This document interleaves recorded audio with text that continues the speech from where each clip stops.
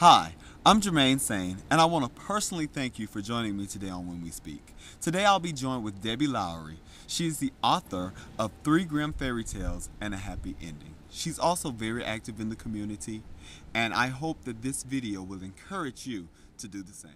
When we speak, when we speak,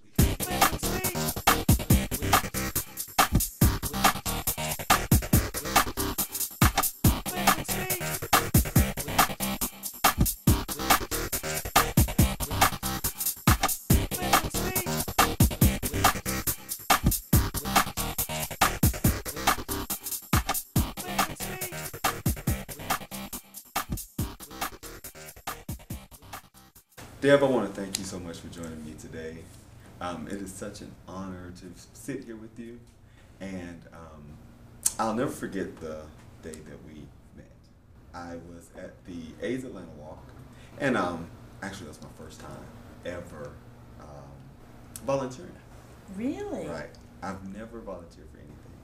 So when I went there, it's funny because earlier today when we had breakfast, we were talking about karma, and when I went to the AIDS walk, I knew I had a purpose of why I wanted to go, mainly because of I wanted to do something in the community.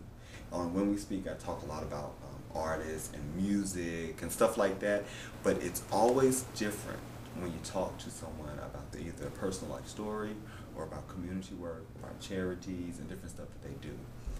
It's a total different feel than entertainment. And I was blessed.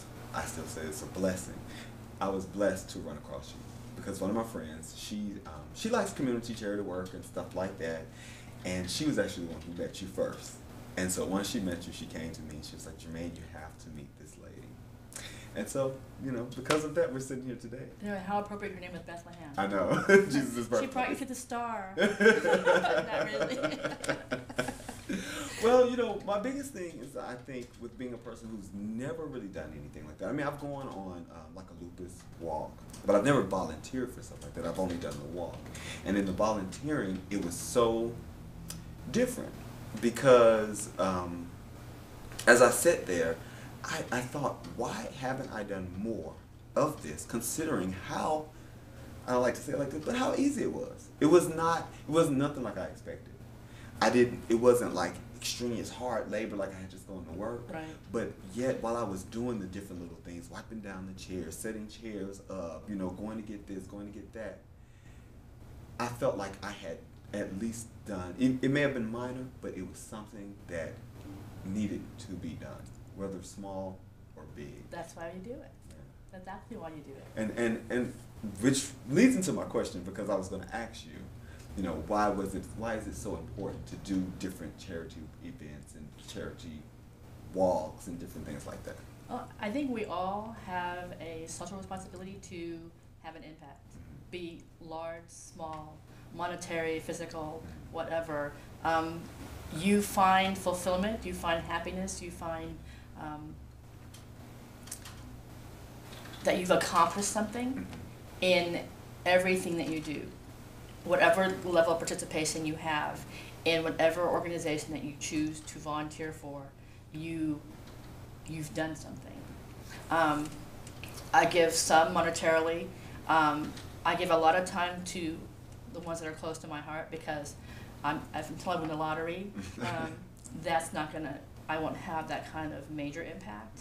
But if I can impact even in a small way, I'm going to do that. And it gives me opportunities to meet people like you who are at different levels of volunteer growth and development. It does give you the wherewithal to do more because you know that you can even move a chair or wipe a table or pass out a map or answer a question because all of you have that common goal. It doesn't matter where your walk of life is, it's all meeting the same goal. We're meeting all the same expectations. We're all on the same team. And in the larger picture, there's a global impact. There were so many walkers that day. The weather was beautiful. And you have to be thankful that you're able to do those things because you're walking for people who can't. Right, exactly. and those who are no longer with us. I love being here at the Names Project because it really brings home why we were there that day, and why you and I met. What are some of the events and charities that you are involved in right now? I know it's probably a long list of people. Actually, it's not a long list. It's pretty short, but it's intense. I give a lot of time and energy to Chris Kids. And Chris Kids is a local nonprofit that has established homes and shelters for homeless kids. They focus a large amount on the GLBT community. They have one multi-unit facility that they just finished in the last couple of years. These are kids who are who have grown out of foster care, who don't meet the parameters for certain social programs, who have been victims of abuse, both by family and strangers. I'm a parent, and I can't imagine my child being left out in the cold for something that is not of their doing. And they do a lot. They do counseling for families. I have a group of kids that I talk to, we do discussions with, because if you're gay or straight and you're homeless, you're still in the same boat. So that's a big one. For the Kid in All of Us is a completely volunteer nonprofit that I help. They do things for agencies within Atlanta that deal with the underprivileged children. And this is a GLBT charity that was born out of a party, and they give thousands and thousands of dollars and thousands of gifts and items to kids who wouldn't have it otherwise. And they have no paid staff. So it's purely volunteer, and to have that kind of impact on the community, purely out of heart, is hugely important to me. The AIDS Atlanta is big to me because I've lost too many friends to AIDS. I have too many friends that are being affected and infected by HIV. I'm destined to lose more. I'm a straight mother of a gay child, and I couldn't imagine not having my child be supported by a community, and that I take that to heart. And I don't want to leave this earth not having done something. And I think everybody has some kind of responsibility to fellow man to do something to better the world. Well, some of my viewers may not know what GLBT stands for. Of course, I know what it stands for, but can you elaborate on what that stands for? For the uninformed, GLBT is gay, lesbian, transgender, bisexual. They add Q to it, which is questioning, for those who are still not sure where their sexual identity lies.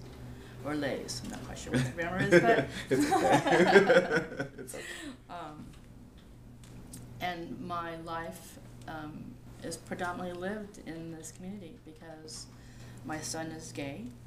I have a lot of friends who are gay, lesbian, transgender, and bisexual, and I think they need more heterosexual, straight allies who are vocal and visual to stand by them and know that they have our support, that they're not an anomaly.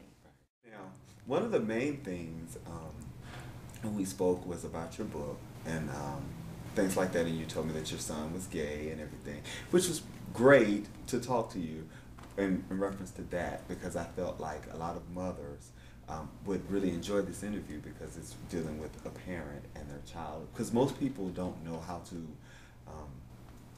to really handle that situation, which I feel like, well, it's not much to handle. Exactly. But Exactly. you know, you still have a child, and the only difference is they're gay opposed to being straight. But I do understand there's certain circumstances that are a little different. You may feel like you want to talk about, or that it's just something new, And so a lot of times people don't know how to take something new news to themselves. Gotcha.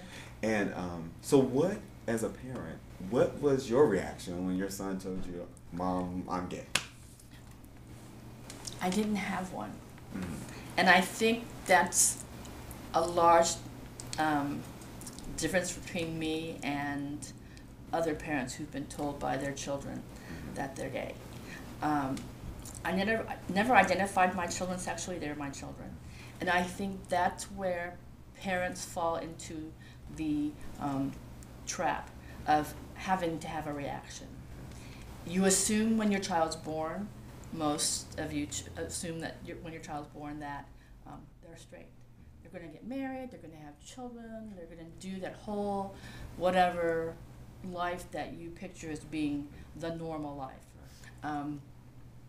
I'm not sure that other mothers would be happy to hear me have this conversation, because not other mothers react the way that I've reacted. I really truly didn't have a reaction. I did not know my son was gay until my son came out. The father of my children, he knew that Ian was gay because he saw where Ian went on the internet for porn, but didn't tell me because he figured when Ian knows, he'll come out and tell us. And at 15, Ian came out and said, "I'm gay," and I went, "Okay." Now you were doing some things in the gay community and gay and lesbian community prior to any of this. Is that correct? That's correct. Not by design, at least not by my design, did I become involved in the gay lesbian community. I had friends who were of all walks of life, all sexual orientation, and that didn't define who they were. It didn't. If you were my friend and you were gay, that didn't define you as my friend. You were my friend for a variety of reasons: social interests, musical interests, theater interests, whatever. Sexuality was not a factor in any of those choices. So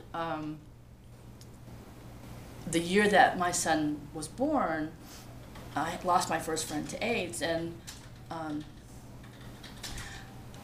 not sure,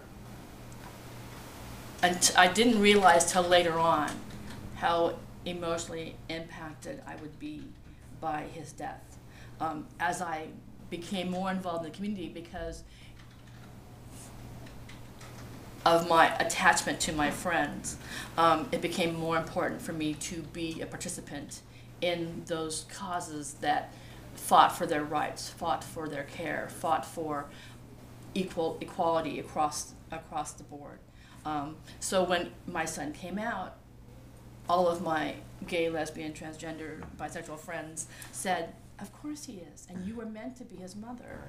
Now, coincidentally, his father and I actually met in 1977 on the way to San Francisco for a gay rights parade. So we both politically and socially were on the same plane. I thought he was gay. He's not. But I think we were destined to be in this position, which was my part of my reason for writing the book. I think I was given the responsibility and the opportunity as a parent to stand up loudly for my child and for every other child that has been has had parents who are less than accepting of their sexuality because it wasn't normal, in their words. I don't know what normal is. I didn't have a normal marriage. I don't have normal children. I would rather you not be normal, because it sounds kind of boring and put into a package. I don't want you in a package. I don't want to fit in a package. I try to live a life without walls or definition. I think I'm doing a pretty good job of that. So that was my purpose for writing the book. I said, I have a platform, I have a reason, I have a purpose. And other than becoming a militant Jehovah's Witness, banging on doors and shaking parents physically, there was an easier way of doing it. And I've had people use my book as a tool of saying to their parents, let's restart the dialogue if it hasn't gone well before, or surprised, I'm gay, and talk to this parent. Sometimes it's gone well, sometimes not so well. I've been party to a few coming outs in my time, where I've been physically present for the disclosure. It's never the same reaction twice, and it's never been my reaction, which is pretty sad. I would like it to be okay. You know, it is okay. I guess that's why they call you Mama Dad. They call me Mama. You know, if I were a parent and I had my child rather call someone else mother, that would break my heart. I take that role relatively seriously most of the time. But it does hurt me that there are children out there of all ages who can't go to a parent and say, this is who I am. When you asked me to do the interview and I could pick the venue for it,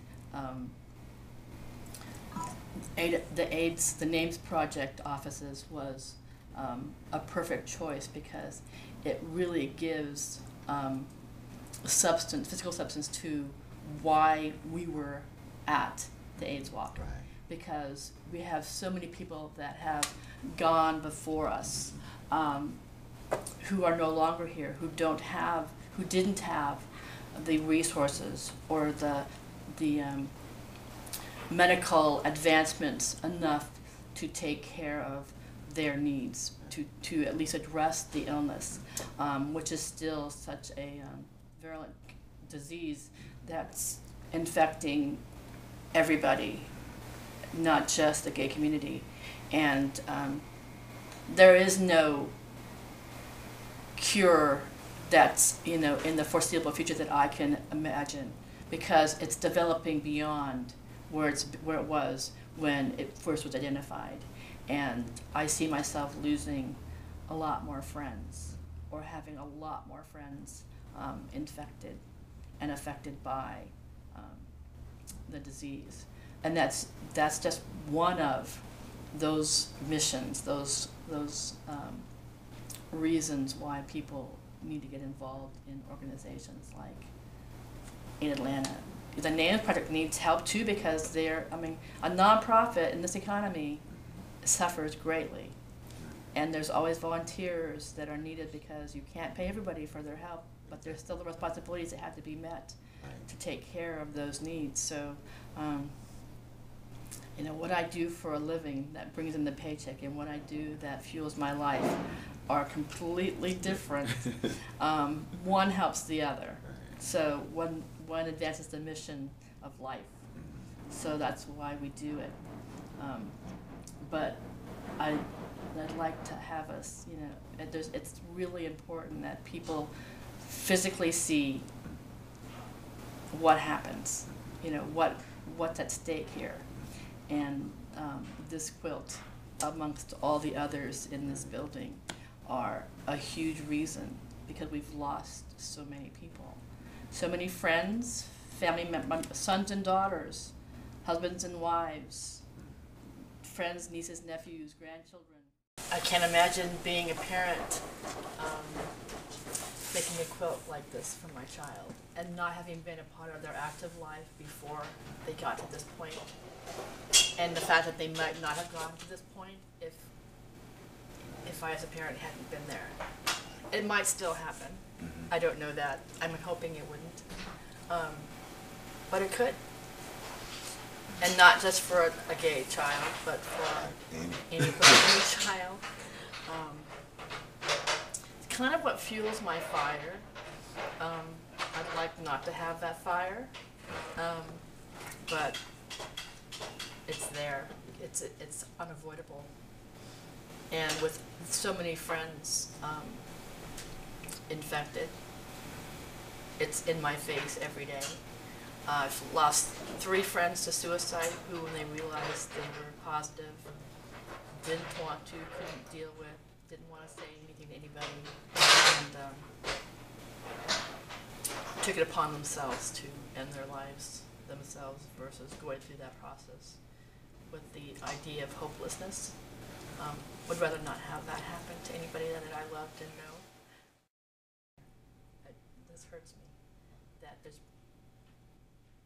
just brings home you have to be here.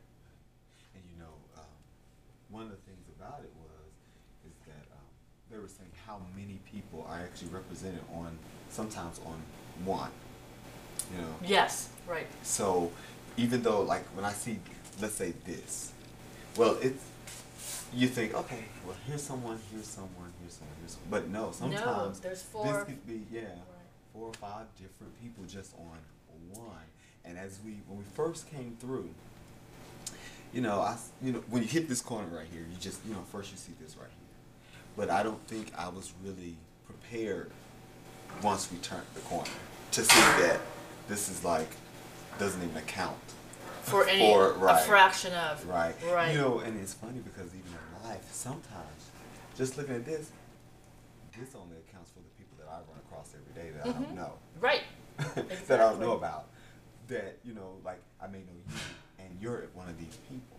But when I hit the corner, that's how many it really affects outside of just my own little world and my own little circle. Right. The So. whole volunteerism, the need to support, participate in life, is here because individual families, loved ones made these quilts, but to maintain this memento, this memoriam for someone that you've loved, is a huge undertaking. That's what life is. You have to support, nurture, stitch, sew into life, love, sorrow, emotion, and that takes a lot of time and energy. And for the quilt funding, we do a little commercial for those who don't know about the AIDS quilt to look at aidsquilt.org and see where we are, the history behind, the volume of, the emotions attached to, the history of, and you on your format and your platform can do justice to this, which is a segment all by itself. Yeah. There is a lot of love here, also a lot of pain here. And as a parent, that's what's poignant to me. I can't imagine being here as a parent and knowing that my child is on a panel. That would just devastate me. Now I see exactly why you chose here. It's hard not to, huh? Yeah. And I told you, I said, when we walk in, emotions hurt. Emotions are so on the surface when you come here. And you don't want to cry, but you feel moved to cry because you go, this is life. These are lives. Yeah. And I'm telling you, spent producing, taking care of, nurturing, stitching back into health, and lives that are not here anymore. It's just phenomenal. And we have people that aren't here who could be contributing to stitching of the world. Right. Who have answers to science, who have works of art to produce, who have songs to write, and they're not here because, And for the charities that I give to that are child-based, there's our future. Yeah. They're the songwriters. They're the answers to science, but we have to give them the tools, give them the opportunities that we have. They're too young to do it themselves, so that's why I participate in those that give to children, because it's not their fault that they're where they are. Exactly. I, as a parent, their parents had responsibilities that they didn't take seriously or didn't have the skills to take seriously. Who else is going to raise them? Who's going to, it takes a village. Yeah, it definitely does. We're part of a village. Look at the numbers. It's just. And I noticed when we just went through it, at first I didn't notice the aisle on the other side. Right. But now I do. Because you kind of walk through, but now see there's something there too. Now see what I'm not.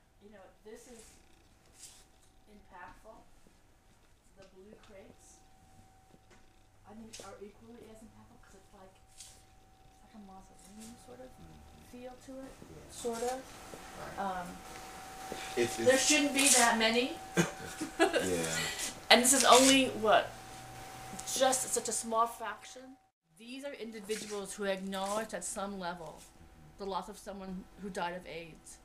And there are so many people out there who have not acknowledged, either internally or publicly, that they have lost someone to AIDS. Or even the person was or the sexual identity of the person that they've lost. Right. That's millions and millions of family members living in a closet beyond the person who identifies himself as gay, lesbian, transgender, or bisexual, because they're afraid of the stigma attached to being known as someone who knows someone, or the parent of someone, and that makes me militant. And this is what happens when you don't. Well, you become a quilt. Yeah. I have a question for you. And it's an opinion question. But, okay, after so many years and some, and some progression and stuff like that with HIV and AIDS and stuff like that, I guess, why do you think that it's still such a stigma? But it feels like to me, because it's affecting so many more people now than it even before, and more people are finding out and stuff like that, why is it still such a strong stigma? Because it's information out there about it. It's not like no one knows what it is. But do you think the stigma is still based around, well, if I have HIV, do people think that I'm gay? Or I've always wondered that. Why is it still so strong, considering the amount of time that we've now been knowledgeable of it? Time does not necessarily equate to progress. Mm-hmm. It's still considered a gay man's disease. Mm-hmm. And gay being the opinion of what it means to be gay is being influenced by religion. Makes it wrong. Being gay is not wrong. That's a lot for the general public who are influenced by religion to wrap their head around. And as long as parents, and I as a parent going to say this, do not stand up and defend the sexuality of their children, it's going to be that way. It will always be a negative stigma attached to what it is to be gay, lesbian, and AIDS.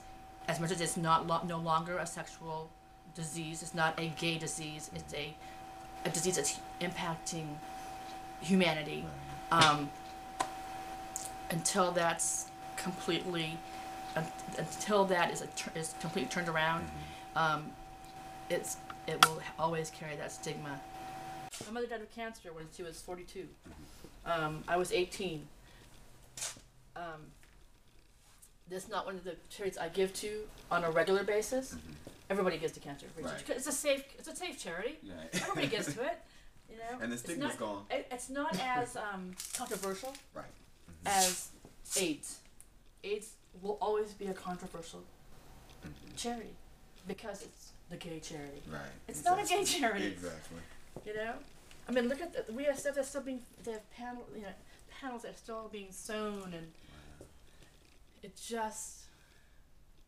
And you look at it's being cared for by a nonprofit in a very small space in Atlanta. It should be in a church. And there's a lot of churches out there that could not to give up the space. Right. Exactly.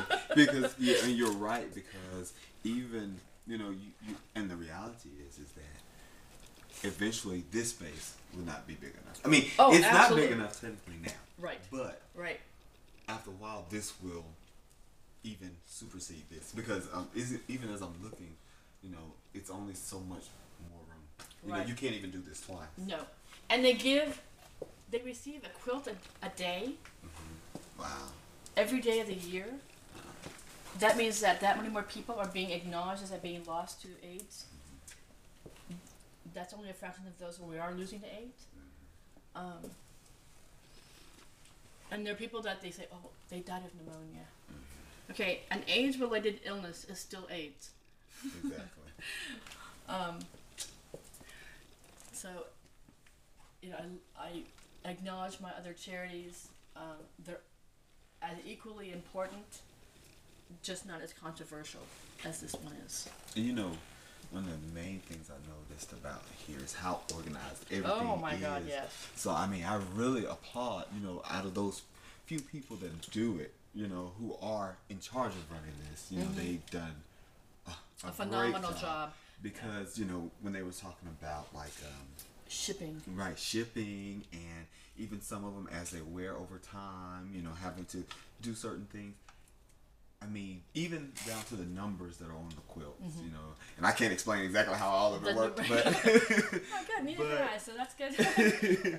But it was, you know, everything has a purpose, and it's very organized. I mean, so it's. We'll leave that to the experts here, huh? Yeah, because it's demand for education, and that's what their purpose. A lot of that is. It's not just the whole process of helping the healing process for those who create the quilt, but for educating the masses. And this is such a significant example of what's happening in our community all over the world when it comes to schools are asking for examples. And if that teaches someone to be safe in their sexual practices, hurrah. If that brings to light that it's not a gay disease anymore, because there are mothers and children on these panels as well, babies being impacted by AIDS because of unsafe drug use or transfusions or whatever, is huge. I can't believe it. Isn't that amazing though? I'm so glad Jim let us in this space. Yeah. Because it really does bring home why we do what we do, why we choose what we choose. And there's absolutely no excuse why someone can't be involved in a charity. If you have 5 minutes a day, if you're currently unemployed, you have all this free time. Yeah. And you know, even like with us being in this location, it's a total different feel being in here probably than just watching it, you know, or absolutely, or looking at it online. Or, you know, it's, I don't know. It's just, it's a total different feel. That's all I can really say. You know, it's, you don't really feel it fully until you feel like, you know, I can feel these people. Yes. You know, just like you were saying, you know. And would you have, okay, first of all, would you have ever been here? No. If I had not said, let's come here? No. See that? See, that's why you were at the AIDS Walk. Right. That's why I was at AIDS Walk. That's why Bethlehem. What a great name. That was like this. That truly was like a prophetic name to introduce us to each other. Because look at the work that's done here. Not just physically. The emotional healing that's done here is huge. I can sew. So I actually put my name to volunteer to help sew, because I've sewed prom dresses, I've sewn baby clothes, maternity clothes, a few drag outfits for some of my friends, not many, thank God. Like that tour? I enjoyed it. I enjoyed it.